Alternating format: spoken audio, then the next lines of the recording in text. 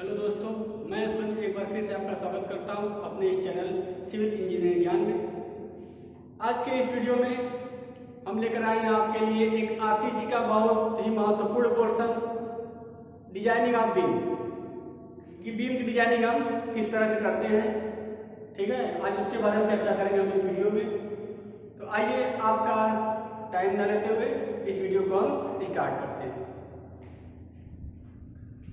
सबसे पहले इस वीडियो स्टार्ट करने से पहले बता दें कि बीम को सॉल्व करने के दो मेथड होते हैं, हमने आरसीसी में पढ़ा है, जो कि एक होता है हमारा डब्ल्यूएसएम मेथड, एक होता है एलएसएम मेथड। ठीक, दो मेथड है। इसको बोलते हैं हम वर्किंग स्ट्रेस मेथड और इसको बोलते हैं लिमिट स्टेट मेथड। ठीक है। आज के समय में जो आज का समय है और जो हमारा कोड प्रोविजन ने बताया कि जो ये डब्ल्यूएसएम है वो बहुत ही पुराना मेथड है, इसलिए हम डब्ल्यूएसएम को यूज नहीं करते हैं। आज के समय में हम कौन सा मेथड यूज करते हैं? लिमिट स्टेट मेथड यूज करते हैं बीम की डिजाइन करने के लिए। ठीक, कौन सा मेथड यूज करते हैं? Limit state method. तो इसीलिए हम क्या कर रहे हैं, आज के इस बीम को डिजाइन करने के लिए हम कौन सा मेथड यूज करेंगे? Limit state method. ठीक है, आइए स्टार्ट करते हैं।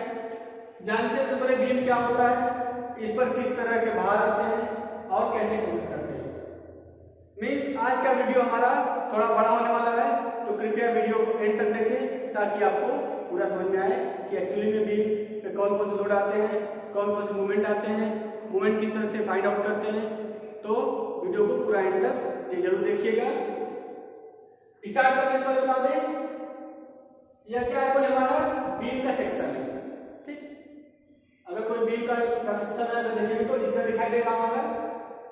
ठीक, यह क्या है, बीम का सेक्शन है, यह इसका न्यूट्रल एक्सिस है। ठीक, इसके सेंटर से जो जा रहा है, और यह इसकी क्या है, विड्थ है, चौड़ाई, और यह इसकी क्या है, टोटल डेप्थ है। टोटल डेप्थ कैपिटल डी है।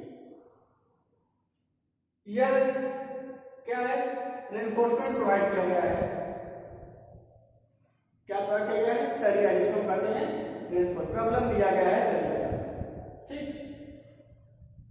सरिया के सेंटर से लेके टॉप फाइबर तक, सरिया के सेंटर से लेके टॉप फाइबर तक की डिस्टेंस क्या है हमारी? स्मॉल डी, जिसको हम बोलते हैं इफेक्टिव डेप्थ। क्या बोलते हैं? Effective depth. हमने बताया पिछले वीडियो में इफेक्टिव डेप्थ क्या होता है, कवर क्या होता है। इस पर हमने इससे पहले एक वीडियो लाया था, जिसका लिंक हमने डिस्क्रिप्शन बॉक्स में डाल दिया है। अगर आप नहीं समझ पा रहे हैं तो वहां से जाकर उस वीडियो देख लीजिए, आपको कंफर्म हो जाएगा कि एक्चुअली में इफेक्टिव डेप्थ क्या होता है, सब क्लियर हो जाएगा। ठीक, तो यह क्या हो गया, सरिया के सेंटर से लेके टॉप फाइबर तक का डिस्टेंस क्या हो गया हमारी? स्मॉल डी, यानी इफेक्टिव डेप्थ हो गया। और सरिया के सेंटर से लेके बॉटम फाइबर तक की डिस्टेंस जो कि ई से हम डिनोट करते हैं, इफेक्टिव कवर है। क्लियर। अब इस बीम के स्ट्रेन डायग्राम की बात करें तो कुछ इस तरह से बनता है स्ट्रेन डायग्राम इसका। ठीक, ऊपर का जोन क्या होता है? Compressive zone. ऊपर के जोन को कहते हैं हम कंप्रेसिव जोन। ऐसा क्यों कहते हैं? क्योंकि जो हमारा ऊपर है, केवल ऊपर क्या होता है, खाली कंक्रीट होता है। अभी हम किसकी बात कर रहे हैं? खाली सिंगल बीम की बात कर रहे हैं। ठीक है, ऊपर क्या है, यहां पर कौन सी बीम की बात कर रहे हैं?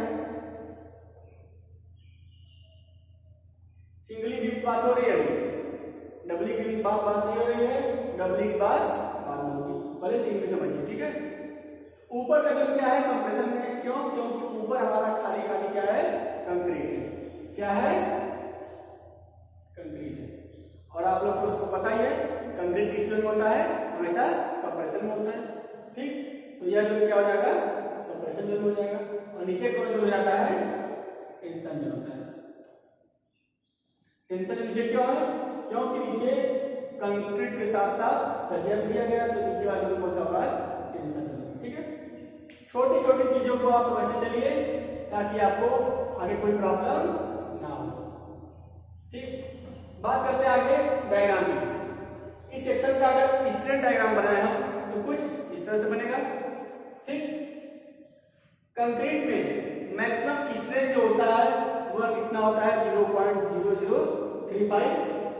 ठीक, और स्टार्ट कहाँ से होता है, अगर इस डायग्राम की बात करें हम तो कंक्रीट में स्ट्रेस कहाँ से स्टार्ट होता है, यहाँ से, तो वहां पर स्ट्रेन कितना होगा हमारा 0.002 होगा।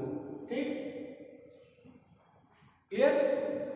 और नीचे कौन सा जोन है, टेंशन जोन है, तो टेंशन जोन में स्ट्रेन कितना होता है, आईएस कोड प्रोविजन ने बताया कि टेंशन जोन में जो बीम होता है उसका स्ट्रेन होता है 0.002 प्लस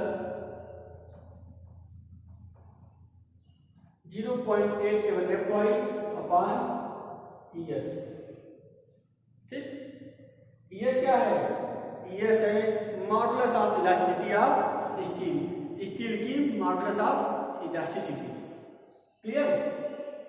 अब बात करते हैं स्ट्रेस डायग्राम की। जब स्ट्रेस डायग्राम की बात करते हैं तो जो कंक्रीट में स्ट्रेस डेवलप होता है कुछ इस तरह से होता है। ठीक, अगर इसको समझे तो यहां पर क्या होता है, यहां से लेकर यहां तक का सेक्शन है वह कैसा है, रेक्टेंगुलर है, लेकिन जो यहां से यहां तक का सेक्शन है वो कौन सा है, पैराबोलिक। क्लियर, तो ये पार्ट हमारा पैराबोलिक है, ये रेक्टेंगुलर है। अब बात करते हैं आगे इस डिस्टेंस की, ये डिस्टेंस कितना होगा। ठीक, तो हमने माना कि यह डिस्टेंस x1 है, यह डिस्टेंस x2 है। क्लियर, तो यह डिस्टेंस निकालने के लिए अगर हम यहां देखें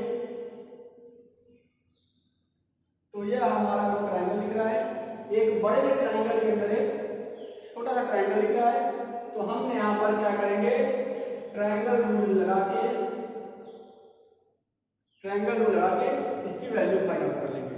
कैसे, देखिए यह कितना है, क्या करते हैं 0.035 this side divide by this total side, यह कितना है हमारा XU है, टोटल कितना है हमारा XU है, और इक्वल टू क्या हो जाएगा this side 0.002 divide by this side, क्या है ये x2 है।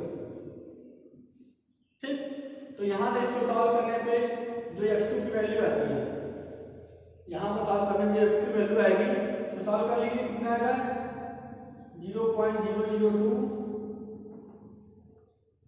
0.035 इनटू का XU, इसको सॉल्व कीजिए, काटेंगे आएगा 4/7, x2 आ जाएगा हमारा 4/7x। ठीक, x2 कितना आ गया 4/7 XU, तो x1 कितना हो जाएगा हमारा, टोटल में से कितना घटा दें XU माइनस 4/7XU,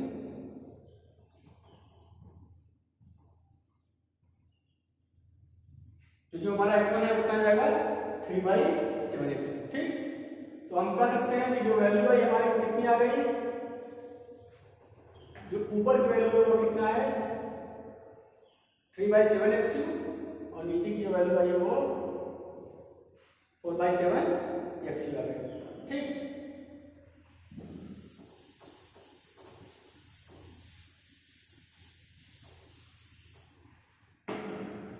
ये वैल्यू पता। इसी तरह में आगे हम बात करते हैं लीवर आर्म क्या होता है।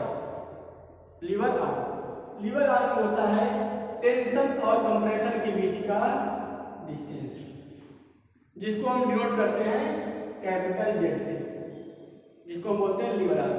क्या होता है, टेंशन और कंप्रेशन के बीच की दूरी होती है। यह दूरी कितनी है, अगर देखें यह पूरा डिस्टेंस कितना है, यहां से यहां तक का D है। ठीक, और यहां से यहां तक का डिस्टेंस जो है कोड प्रोविजन से निकालेंगे हम तो आएगा 0.42x। ठीक है, तो यह डिस्टेंस कितना आ जाएगा D माइनस यह डिस्टेंस कितना है 0.42x।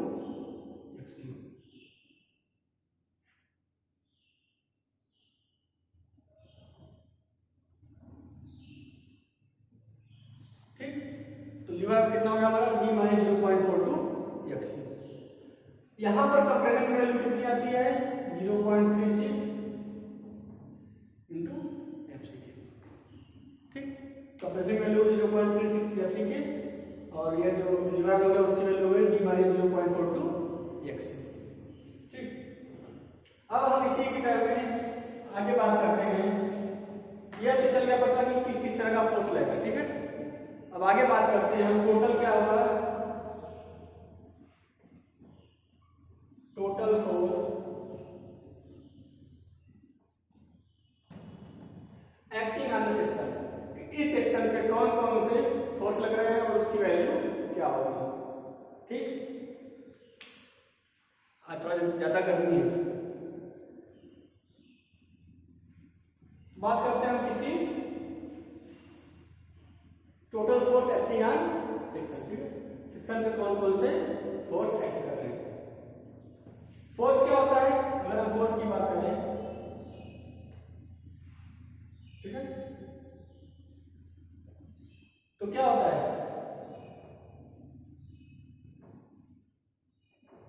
Stress into area. Force की बात करें तो क्या होता है स्ट्रेस इंटू एरिया। ठीक है, तो टोटल फोर्स कौन कौन सा लग रहा है इस पर, एक तो लगेगा कंप्रेसिव फोर्स लगेगा और दूसरा कौन सा फोर्स लगेगा टेंसाइल फोर्स लगेगा। टेंशन में टेंसाइल फोर्स लगेगा और कंप्रेशन में कंप्रेसिव लगेगा।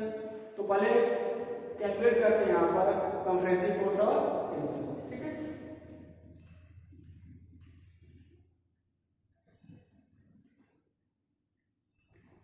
कंप्रेसिव फोर्स क्या होगा, अगर इसको हम सी से डिनोट करें, कंप्रेसिव फोर्स को सी से डिनोट करें तो सी क्या होगा, स्ट्रेस, कितना स्ट्रेस है इसमें 0.36 FCK। ठीक, इनटू एरिया। एरिया क्या है इसका, अगर एरिया की बात करें क्या हो जाएगा XU इंटू बी, रेक्टेंगुलर है तो दोनों साइड का मल्टीप्लाई कर देंगे तो हमारा एरिया मिल जाएगा। ठीक, क्या हो जाएगा B इंटू एक्स। तो जो हमारा कंप्रेसिव फोर्स निकल के आया है वो कितना आया है 0.36 FCK B इंटू एक्स। ठीक, सिमिलरली बात करते हैं हम किसकी,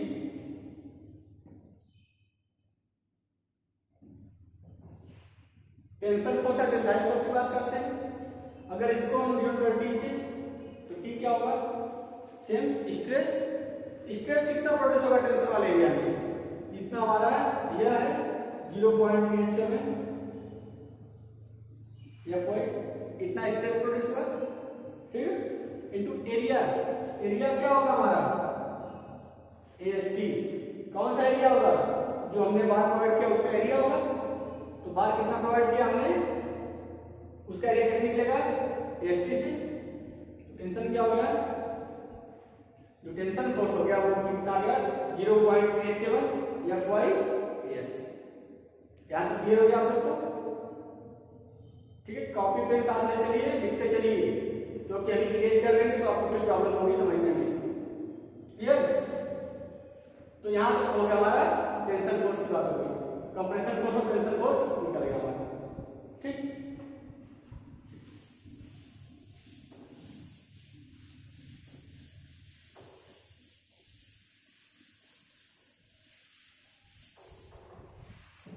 थोड़ा ब्लैक बोर्ड पे स्पेस कम है तो हम नीचे लिखेंगे, क्योंकि अगर इसको रेज कर दिए तो अभी पूरा गड़बड़ हो जाएगा, तो नीचे ही चलते हैं। ठीक है, थोड़ा स्पेस कम है तो एडजस्ट करिएगा।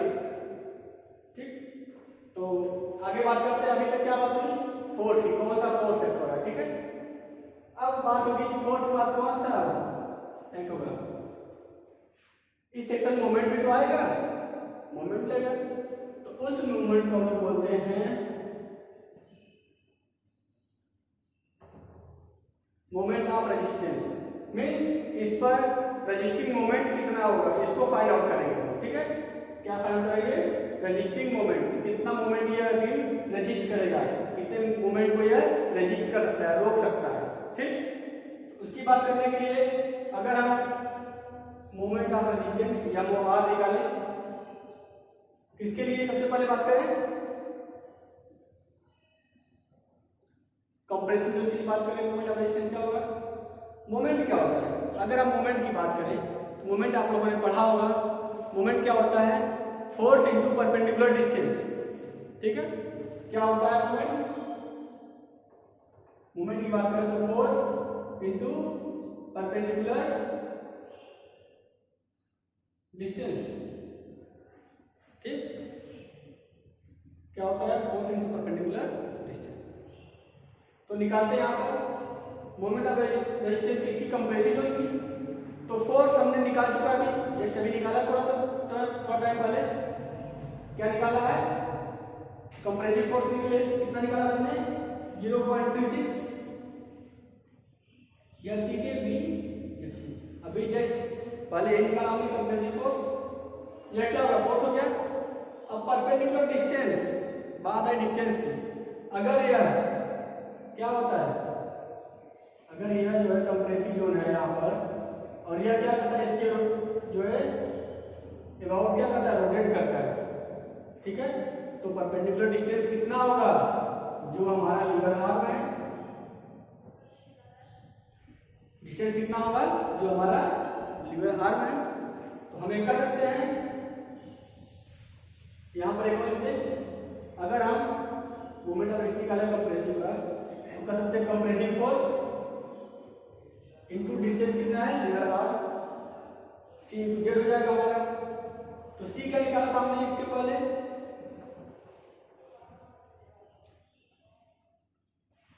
0.36 एफसी के बी इंटू एक्सयू, जो हमने कंप्रेसिव फोर्स अभी निकाला है। और जेड क्या हमारा है? D minus 0.42 एक्सयू। तो यह किसकी वैल्यू हो जाएगी? हमारी मोमेंट ऑफ रेजिस्टेंस। किस केस में? कंप्रेशन के केस में। ठीक,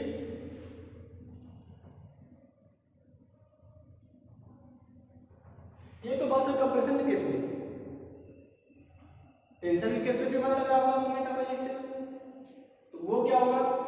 वो होगा टेंशन फोर्स इनटू सेम, अगर यहां से ये लगे इस डायरेक्शन में, तो वो डिस्टेंस क्या होगा?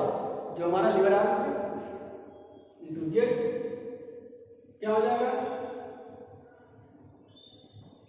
हमने निकाला था अभी इसके पहले टेंशन फोर्स क्या आया था? 0.87 F by A S T. Tension force हो गया इनटू लीवर आर्म, कितना है? D minus 0.42 x. यह क्या निकल गया हमारा? मोमेंट ऑफ रेजिस्टेंस, जिसको बोलते हैं हिंदी में प्रतिरोध आघूर्ण। किस केस में? टेंशन के केस में। ठीक है, यह टेंशन केस हो गया, यह कंप्रेशन केस हो गया। ठीक है, कंप्रेशन के केस में ये लगा फार्मूला, टेंशन के केस में ये लगाएंगे। यहां तक क्लियर हो गया आप लोग को? चलिए ठीक है।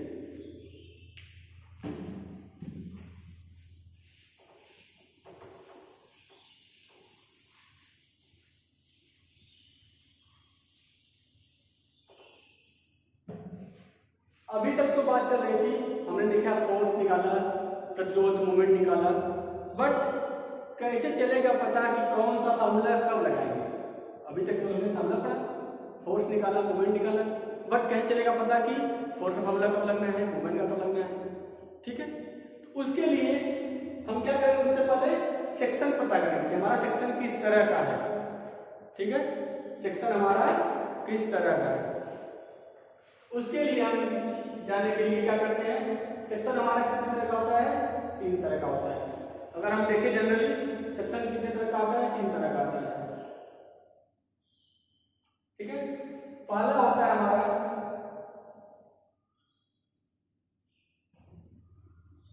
बैलेंस सेक्शन, दूसरा होता है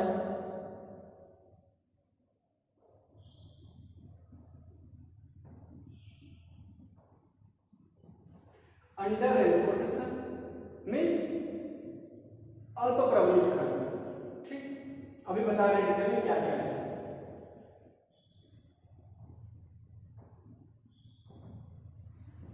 तीसरा होता है ओवर एनफोर्समेंट सेक्शन। ठीक है, अब बात करते हैं तीनों क्या होते हैं। अगर हम पहले बात करें बैलेंस सेक्शन की, तो बैलेंस सेक्शन क्या होता है? अगर हमारे सेक्शन में, ठीक है, अगर हमारे सेक्शन में कंप्रेसिव जोन और टेंसाइल जोन का एरिया क्या हो, दोनों बराबर हो, ठीक, क्या हो, कंप्रेशन टेंशन दोनों क्या हो, इक्वल हो, बराबर हो, तो वह सेक्शन कौन सा होगा? बैलेंस सेक्शन होगा। ठीक, अब बात करते हैं दूसरी, अंडर रेनफोर्स सेक्शन क्या होता है? ठीक, अंडर रेनफोर्स सेक्शन में होता है, अगर बात करें तो अल्प प्रबलित खंड, जैसा कि चल रहा वर्ड से पता है, अल्प प्रबलित मीन्स ऐसा सेक्शन जिसमें क्या हो, प्रबलन की मात्रा कम हो और कंक्रीट की मात्रा ज्यादा हो। ठीक, मीन्स जो हम सरिया प्रोवाइड कर रहे हैं वह सरिया कंक्रीट की अपेक्षा में क्या है, कम प्रोवाइड कर रहे हैं। ठीक है, तो ऐसे सेक्शन को क्या कहेंगे हम? अंडर रेनफोर्स सेक्शन कहेंगे। क्लियर? नेक्स्ट तीसरा है ओवर रेनफोर्स सेक्शन, अधिक प्रबलित, मतलब ऐसा सेक्शन जिसमें जो हम प्रबलन दिए हैं वह क्या दिए हो, कंक्रीट की अपेक्षा ज्यादा दिए हो। ठीक है, जिसमें प्रबलन की मात्रा कंक्रीट की अपेक्षा ज्यादा होती है, ऐसे सेक्शन को हम क्या करते हैं? ओवर रेनफोर्स सेक्शन कहते हैं। क्लियर? अब यहीं पर एक बात और समझ लीजिए, बहुत लोग पूछते हैं गांव में, यार कोई मिलेगा आपसे पूछेगा कौन सा सेक्शन बेटर होता है, बढ़िया होता है। ठीक है, सबसे पहले सेक्शन बोलेंगे क्योंकि इसमें कंप्रेशन से दोनों बराबर है, तो कोई दिक्कत नहीं होगी, सब पहले सेक्शन बोलेंगे। लेकिन यह भी सेक्शन नहीं होता। ठीक, बेटर कौन सेक्शन होता है उसकी बात करें, सबसे बढ़िया सेक्शन होता है अंडर रेनफोर्स सेक्शन, यही सेक्शन हम डिजाइन करते हैं। ठीक है, क्यों होता है ऐसा, उसके पीछे क्या लॉजिक है, क्या रीजन है, उसको समझिए। अंडर रेनफोर्स सेक्शन में क्या होता है, हमारा जो सरिया होता है वह क्या होता है, कंक्रीट की अपेक्षा थोड़ा कम दिया होता है। ठीक, तो अगर हमारे इस सेक्शन पर अगर लोड क्या हो, ज्यादा पड़ रहा हो, लोड क्या हो, हम ज्यादा अप्लाई कर रहे हो लोड, तो सबसे पहले टूटने का डर किसका होगा, सरिया का कि कंक्रीट का? जाहिर सी बात है सरिया का, क्योंकि सरिया क्या दिया गया है, इसकी अपेक्षा कम दिया गया। तो क्या होगा, अगर सरिया के टूटने का डर होगा तो सेक्शन क्या होगा, पहले थोड़ा डिफ्लेक्ट होगा, पहले थोड़ा सेक्शन क्या होगा, डिफ्लेक्ट होगा, उसके बाद टूटेगा। अगर ये कोई सेक्शन है, ठीक है, कौन सा सेक्शन है, अंडर रेनफोर्स सेक्शन है, इस पर हमने लोड डाला, ठीक, तो यह पहले क्या करेगा, कुछ डिफ्लेक्ट होगा, उसके बाद टूटेगा। तो डिफ्लेक्ट होने से पहले हम क्या कर सकते हैं, इसकी रिपेयरिंग करवा सकते हैं या हम वहां हट सकते हैं। ठीक है, ताकि हम सेफ हो सके। बट अगर हम ओवर की बात करें, ओवर रेनफोर्स सेक्शन की बात करें, और इसमें क्या हो, सरिया क्या हो, ज्यादा दिया हो, ठीक, तो किसके टूटने का भय ज्यादा रहेगा, सबसे पहले कौन टूटेगा, तो सबसे पहले टूटेगा कंक्रीट, क्योंकि कंक्रीट क्या होता है, कंप्रेशन में होता है, और सरिया क्या है, टेंशन में है। तो जब अगर इसी की हम बात करें, सेक्शन है, इस पर लोड डाल रहे हैं, कौन सा, ओवर रेनफोर्स सेक्शन है, ठीक, और इसमें सरिया की मात्रा क्या है, ज्यादा है, तो अगर इस पर लोड डालेंगे तो क्या होगा, सरिया लोड को संभाल लेगा, वैसे पड़ा देगा। लेकिन कंक्रीट क्या होगा, कंक्रीट बोलेगा भैया हमसे लोड सहन नहीं होगा, और क्या होगा, टूट जाएगा। तो जाहिर सी बात है जो नीचे वाले फ्लोर पे लोगों को क्या अच्छा नहीं पहुंचाएगा, इसीलिए यह सेक्शन हम डिजाइन नहीं करते हैं। यह क्लियर हुआ, यह सेक्शन डिजाइन हम नहीं करते हैं, इसलिए इस सेक्शन को अंडर रेनफोर्स सेक्शन को हमने बेस्ट सेक्शन माना है। और आईएस कोड प्रोविजन ने भी यही बताया है कि हम ओवर रेनफोर्स सेक्शन डिजाइन नहीं करते हैं, हम अंडर रेनफोर्स सेक्शन ही डिजाइन करते हैं। ठीक,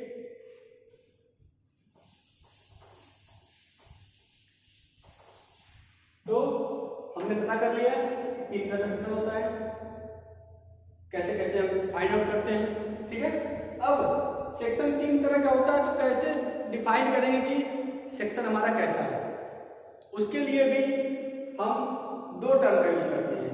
एक होता है हमारा एक्स यू जो न्यूट्रल एक्सिस की डिस्टेंस होती है हमारी जो टॉप फाइबर से, और एक होता है x you limiting. Limiting depth कितना है और एक्चुअल हमारा डेप्थ कितना है, उन दोनों में कंपेयर करेंगे तो उससे चलेगा पता कि हमारा सेक्शन कौन सा है। कैसे करेंगे? यदि हमारी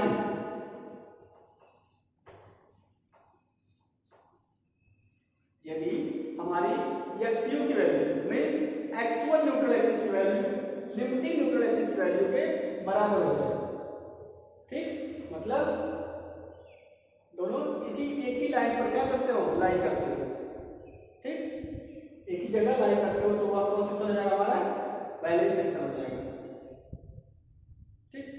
अगर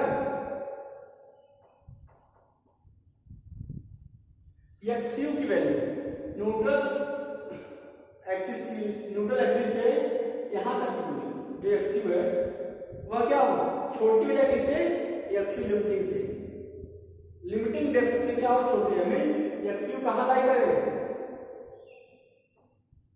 एक्स यू कुछ यहां लाई करे, ठीक, तो वह कौन सा सेक्शन हो जाएगा हमारा, अंडर रेनफोर्स सेक्शन हो जाएगा, ठीक। और तीसरा केस इसका अपोजिट मीन्स जब एक्स यू बड़ा हो जाए एक्स यू लिमिटिंग से तो क्या हो जाएगा हमारा, ओवर रेनफोर्स सेक्शन हो जाएगा, ठीक। मीन्स जो हमारे एक्स यू है वो कहां लाई कर दे, टेंशन जोन में आ जाए, ठीक। कंक्रीट का एरिया का ज्यादा हो जाता बताया इससे पहले, तो यहाँ पर दे सकते हैं प्रैक्टिकली कंक्रीट इसमें ज्यादा दे दिए तो ये क्या हो जाएगा, एक्स यू क्या होगा, नीचे लाकर मिल जाएगा, तो वह कौन सेक्शन हो जाएगा, ओवर एनफोर्स सेक्शन हो जाएगा, ठीक। तो हम इस तरह से कंपेयर करके निकालते हैं कि हमारा सेक्शन कौन सा है। अभी तक हमने इस वीडियो में बात किया क्या, बीम के बारे में, इस पर आने वाले फोर्स, इस पर आने वाले मूवमेंट की, प्रतिरोध आउटपुट की, उसके बाद बात करेंगे सेक्शन कैसे डिफाइन करेंगे, सेक्शन कौन सा होता है, कैसा होता है, और सेक्शन जानने के लिए हमें दो वैल्यू कंपेयर करके निकाल लेना है कि सेक्शन कौन सा है। अब एक पॉइंट और लास्ट पॉइंट इसमें है बचा हुआ कि हम यहां से फाइंड आउट तो कर लिए कि अंडर है कि ओवर है, ठीक, लेकिन हम कौन सा लगाएंगे फार्मूला, हमको दो फार्मूला पता है, हमको फोर्स और मोमेंट निकालने के दो फार्मूला पता है, एक तो कंप्रेशन वाला पता है, दूसरा टेंशन वाला पता है, तो कौन सा लगाएंगे, इस केस में कौन सा लगाएंगे, इसकी बात चलेगी, ठीक है। तो हम पता करेंगे कि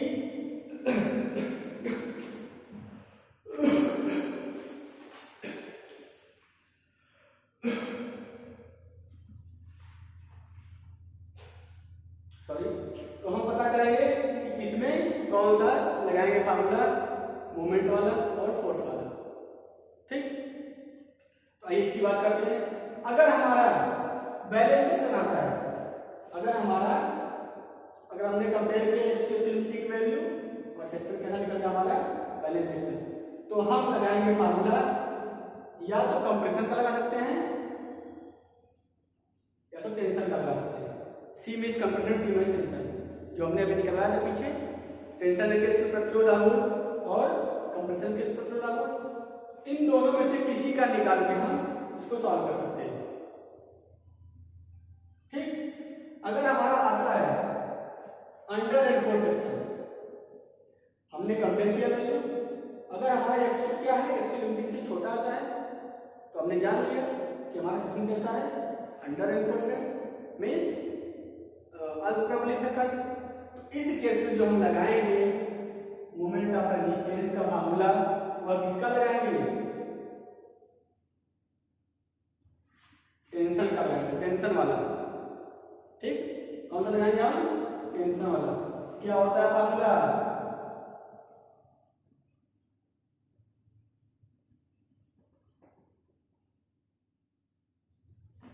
0.87 FY AST D minus 0.42 FC, ठीक। यह लगाएंगे हम फार्मूला, कौन सा टेंशन वाला।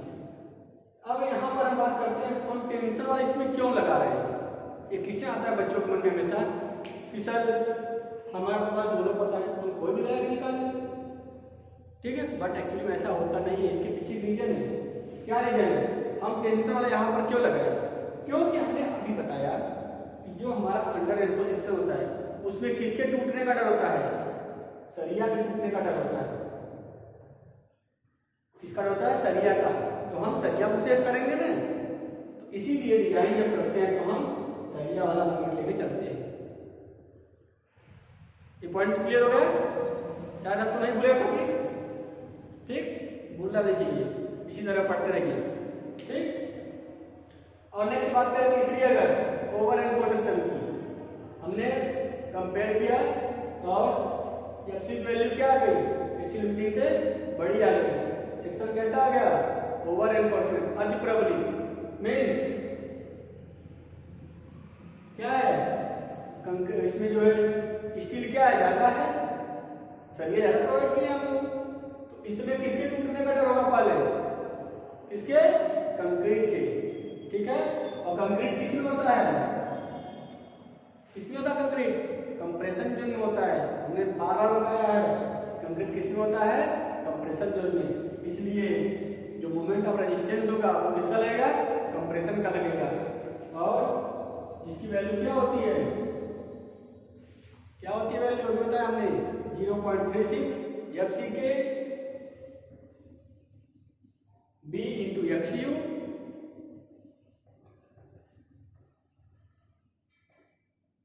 ब्रैकेट में 0 डी माइनस 0.42 एक्सयू, ठीक। तो कंप्रेसिव अगर आया तो कंप्रेसिव मोमेंट ऑफ रेजिस्टेंस का फॉर्मूला हम क्या लगाएंगे?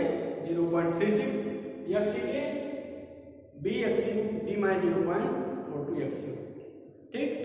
इस तरह से हम क्या करते हैं? निकालते हैं। यहां पर हमने बीच में एक चीज पढ़ा, एक्सयू और एक्सयूबिलिटी, ठीक है। तो इसी के साथ चलते हैं, बताते हैं क्या होता है ये और कैसे फाइंड आउट करते हैं।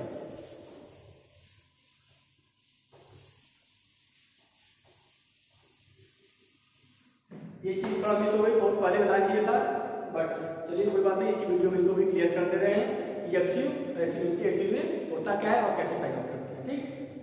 अगर हम एक्सयू की बात करें, ठीक है, मीन्स किसकी बात करें? न्यूट्रल एक्सिस की डेप्थ की, ठीक है। तो एक्सयू कैसे निकालते हैं? एक्सयू निकालने के लिए हम क्या करते हैं?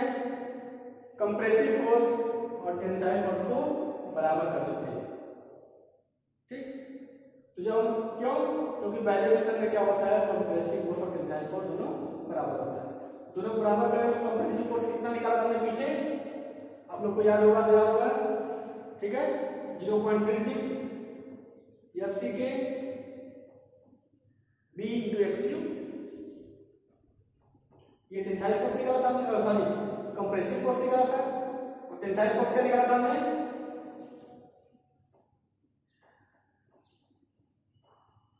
0.87 FY इंटू एसटी, ठीक। तो यहां से एक्सयू वैल्यू निकालेंगे हम।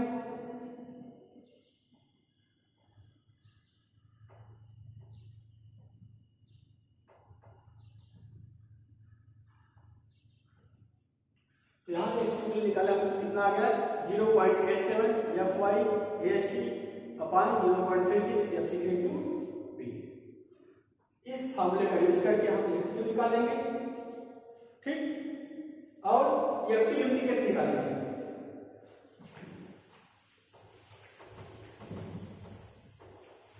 स्पेस थोड़ा कम है इसलिए बार बार इरेज करना पड़ रहा है, आप लोग लिखते चलिए ताकि आप लोग का कोई छूटे ना, ठीक है।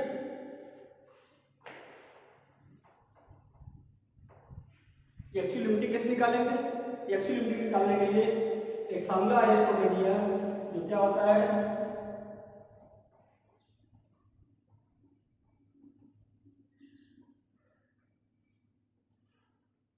एक्सयू लिमिट निकालने का फार्मूला है 700 बटे 1100 प्लस 0.87 FY टू डी।